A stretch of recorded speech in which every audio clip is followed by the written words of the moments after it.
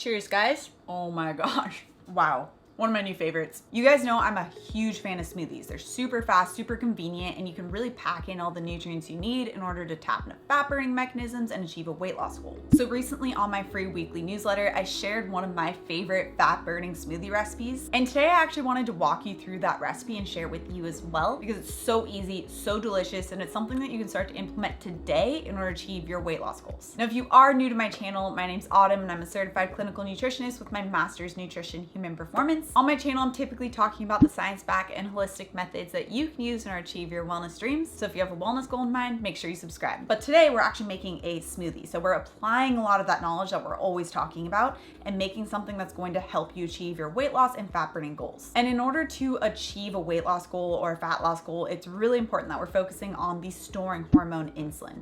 So every time insulin is high or every time we eat something that's going to spike insulin, it physically shuts off our fat burning process called lipolysis. So when insulin is lower or when we eat a meal that's not going to spike insulin as much, it allows our body to more easily turn back on that fat burning process called lipolysis. And the foods that are heavily going to spike that storing hormone insulin are going to be those that are rich in processed starches, sugars, carbohydrates. So this includes common foods like honey, maple syrup, jams, high sugar fruits, various flours or processed grains. That's just a short list, but those are some of the common ones. And in order to keep insulin from not skyrocketing so that we can achieve that weight loss goal, we don't necessarily need to completely get rid of fruit. It's just important that we're using a lower amount of fruit or a lower sugar fruit option. So low sugar fruits include things like raspberries, blackberries, kiwis, citrus fruits. And depending on your carbohydrate sensitivity, you may even be able to use a small amount of banana. However, as a good rule of thumb, I typically recommend sticking to about a half of a banana per serving, because bananas do tend to really quickly increase the sugar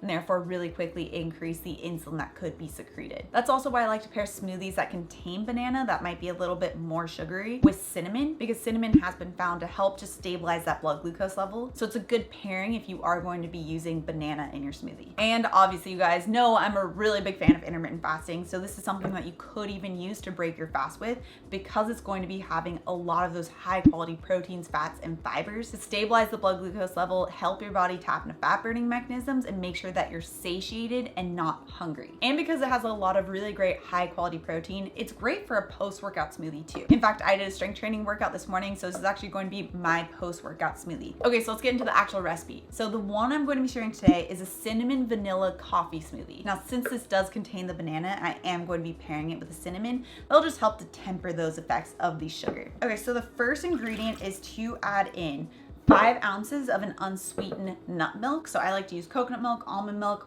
hemp seed milk, cashew milk. Pretty much all of the milks with a Y are all great. Just make sure that you are using the unsweetened options, because they tend to already have added sugar in them if you're getting the original form. Okay, I also have coffee in this because it is fall, so coffee has just been on my mind. So I'm going to use about 5 ounces of this. That looks about right. Now next to the protein component, which is really great for the muscle recovery, but also essential for making sure that you're satiated and not getting hungry. For this, I'm going to be using Greek yogurt, which is something I've liked using for a while now. I'll also switch back and forth and use a protein powder. And if you are going to use protein powder, you can just use a serving of protein powder in place of the Greek yogurt.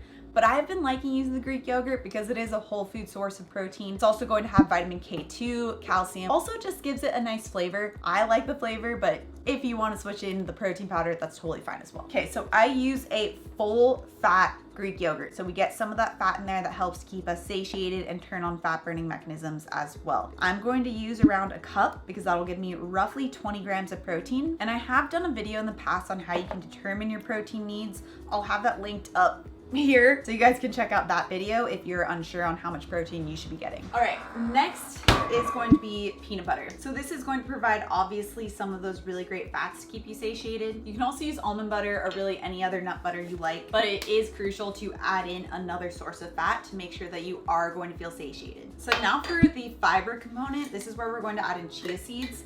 I love using chia seeds to add in a really significant amount of fiber. I'm going to add in around 1 tablespoon. Forgot to mention, I added in about 2 tablespoons of peanut butter.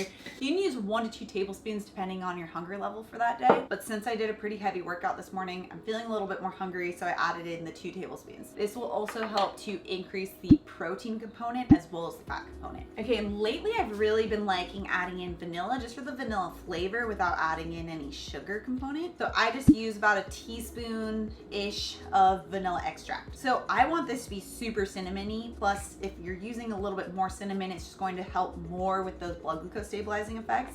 So I'm going to use about a teaspoon, teaspoon and a half. You can also add in a little pinch of sea salt, and that'll just help to naturally bring out the sweetness or the natural sweet flavor of the foods that are already in here without adding in more sugar. Okay, so now the banana component. So this is where really that sweet flavor will come in. I like to use frozen bananas, but I'm going to use a half of a frozen banana just to add some natural sweetness without getting the sugar up too high. Something else you could also add in here to help significantly boost the fiber intake if you're looking to are cacao nibs, and that'll actually taste really great with this combination. It'll be like a coffee mocha smoothie, and cacao nibs are going to be that raw form of chocolate anyway, so you don't have to worry about any added sugars. All right guys, just cutting in here real quick because I wanted to let you know that I created a free download with 7 amazing protein, fat, and fiber filled recipes that you guys can start to incorporate in order to achieve your weight loss goals. I'll have that link down in the description below so you guys can check it out. All of these are directly from my complete intermittent fasting bundle, so it's a really great sneak peek as well. Okay.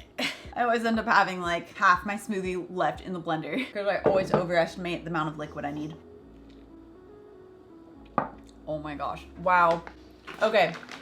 So for this final component, I love adding on some type of crunch. Now you could use cacao nibs. You could also use coconut flakes. So I like to use unsweetened toasted coconut flakes. I've showed in the past how you could make this from scratch, but you can also just buy them pre-toasted if you like. Just make sure you're looking for the unsweetened options.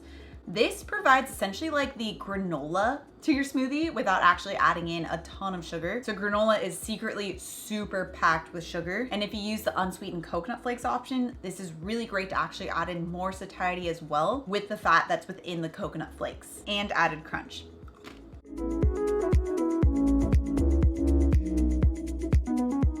Cheers, guys. Oh my gosh. Wow. One of my new favorites. Cinnamony, it has that coconut touch on top, which really complements the coffee in there. Amazing. And if you're looking for another super flavorful, fat-burning breakfast or breakfast recipe, you can check out this video next. Also, if you're new to my channel and you love this science-backed information, make sure you subscribe right here. Come out with new videos every Tuesday and Thursday. All right, guys, thanks so much for tuning in, and I'll see you in my next video. So good.